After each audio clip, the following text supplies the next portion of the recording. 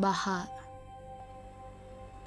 Ang epekto ng baha sa ating kapaligiran ay maaaring masira nito ang mga pananim at mga halaman.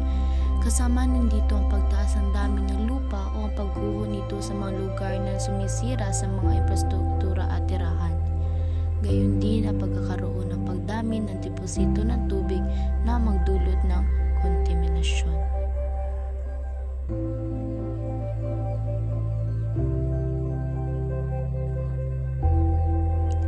Respect Earth, respect life.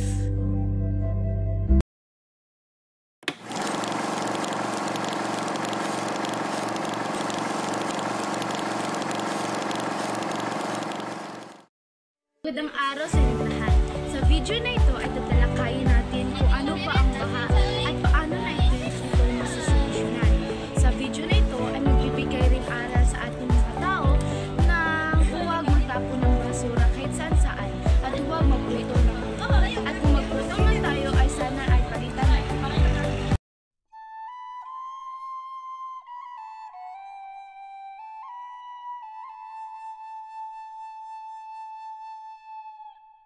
Ano nga ba ang bagyo at ano nga ba ang maaaring naidudulot nito sa ating mga tao?